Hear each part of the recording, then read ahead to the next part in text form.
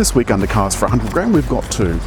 A brand new Citroën C3 Aircross and a LEXUS US.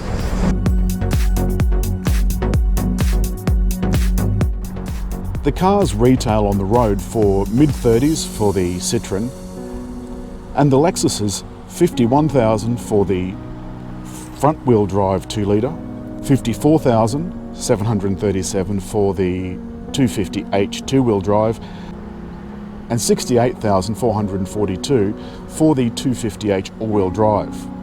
They've all got 2-litre engines, the Lexuses, 126 kilowatts for the non-hybrid front-wheel drive, 131 for each of the 2 and all-wheel drive hybrids.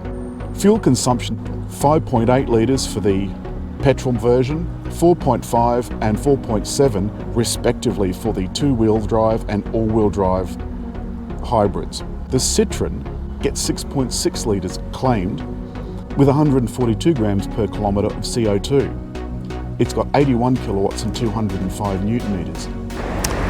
Both cars have walk-up locking, so you have the keys in your pocket and you can lock or unlock just using the little pads on the door handles. The cars are of similar size, and by similar size I mean ish. The Citroën has a manual tailgate, but for double the price, this top-of-the-line Lexus US has an automatic tailgate. The problem with the Lexus, of course, is that there's no spare tyre. The floor is this high because underneath is all the gubbins for batteries and electric engines and so forth. The Citroën, on the other hand, has a much lower floor, and in fact this one has 2 levels. This thing is just a cover. If you pull it up, you can access underneath. But if you want, you can store it on the lower level like so.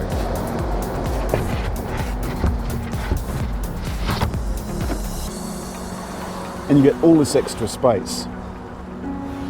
It's worth noting that though, that when you do, the 60/40 seats when they fold down won't be flat. If you want it flat, you've got to leave it in the upper position. But as you can see, it makes the boot huge. That is enormous. Around the front, Lexus has this spindle hourglass grille and these unique LED stacked fully automatic headlights. The Citroën, on the other hand, has this neat little tiara-like arrangement with an upper grille and these neat LED headlights. Except they're not headlights. These are the headlights and that's the grille. Both cars have their design quirks, and the Lexus has a little fin on the light, which I quite like. Space in the back is really tight. When I say really tight, the doors aren't very big, the roof isn't very high, and the space behind the seats with the seat set for me to drive is not very good. Admittedly, I'm in the passenger side, but I've set it to the same as the driver's. One thing that drives me absolutely bananas, every time I get in, I knock my knee on this little bit of the dash that pokes out. It's just here, look at it. I mean, it pokes right out into the doorway. Every time I get in, I put my leg there to swing in and bang.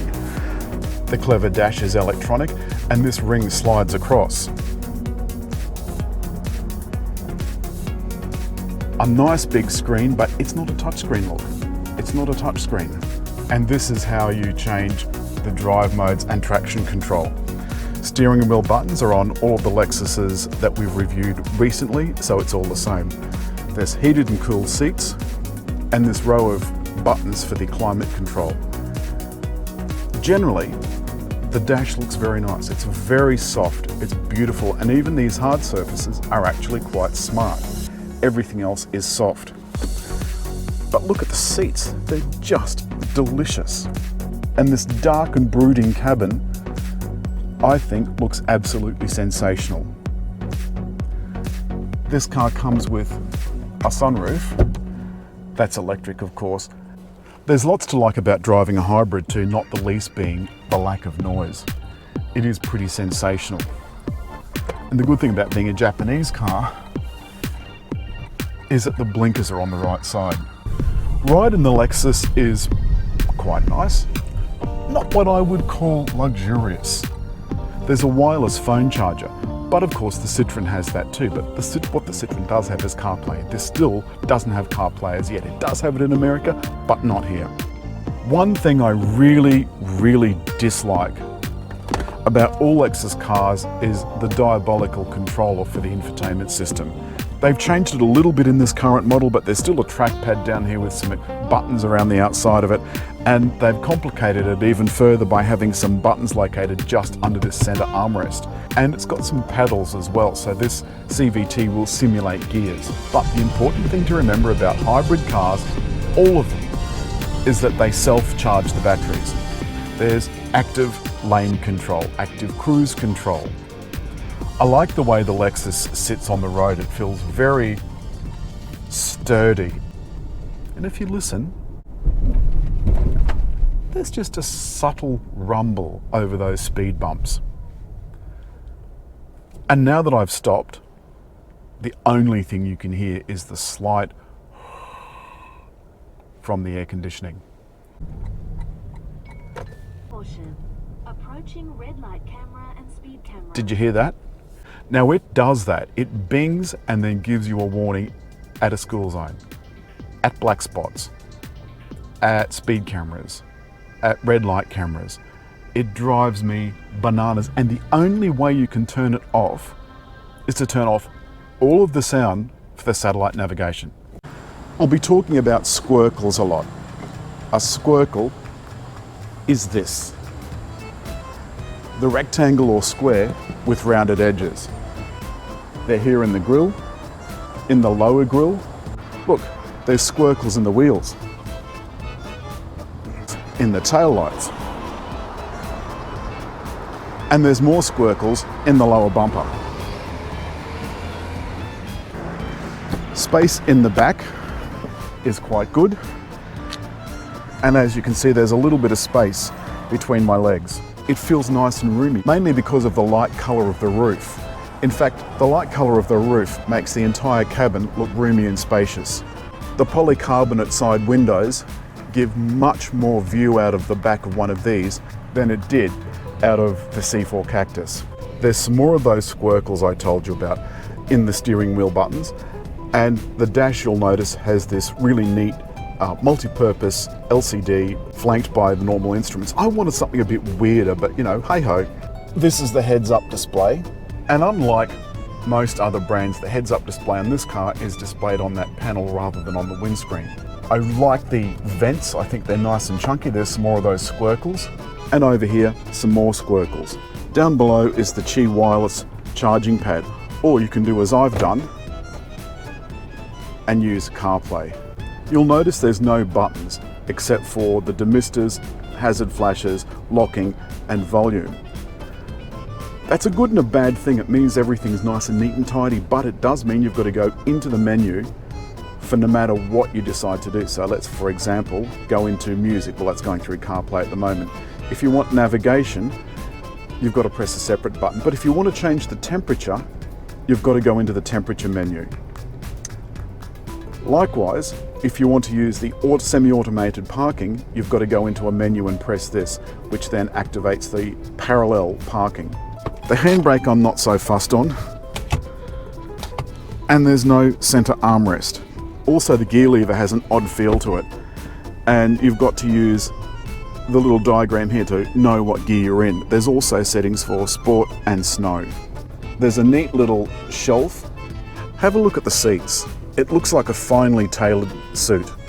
I like this a lot. There's some more of the kind of funny squircles in the door. I think they've done a really nice job, but there are a few things that are not perhaps quite so nice. This plastic, I think, looks a little bit nasty. It's hard and kind of glistening, and you can see that it kind of marks when you touch it. You can see, now that I put it in reverse, the reversing cameras come up again. Both cars have that. Now that's interesting. I've just had a message come in, so I'm going to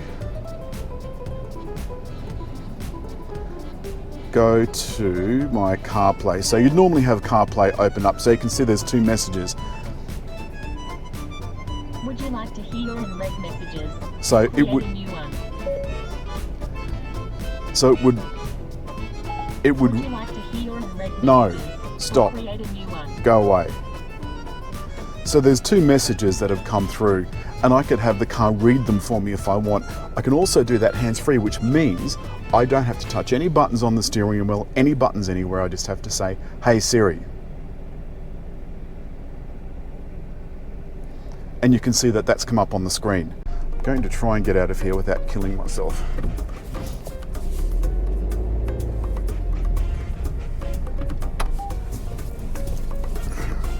You can see how easy it is to maneuver when you've got a reverse camera in a car.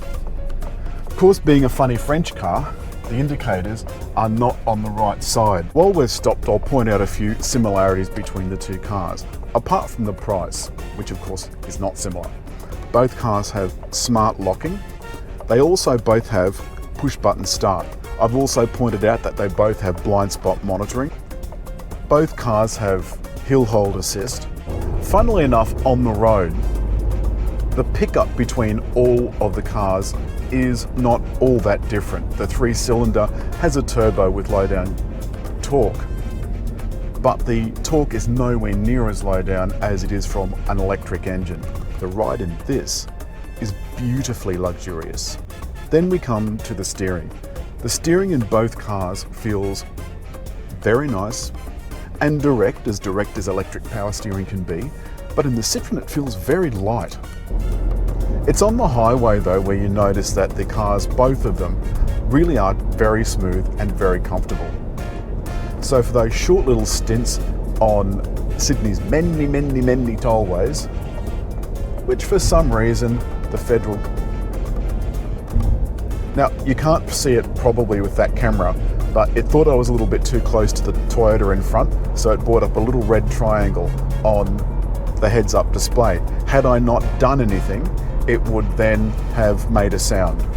But remember, the autonomous emergency braking in this car is done by the video camera, which is up here. It's the same one that monitors the lanes, and it will not activate the brake at highway speeds. The lane guidance, as I said, is not active in this car, so there's no steering control. So despite the fact that it will park itself, it won't steer itself in the lane. The Lexus will steer itself in the lane but won't park itself. Both cars have beautiful road manners. Both cars look quirky. Although I have to say, the space in the Citroën I think is probably a little bit better. I quite like it. It gives me an air of, I don't know, hominess and well-being. The Lexus, on the other hand, is dark and brooding and moody. So, in a way, the Citroën is your daytime car, the bright and cheery car that you'd have to do all your daytime chores. The Lexus is the one that you'd have at night to go to your dinner party.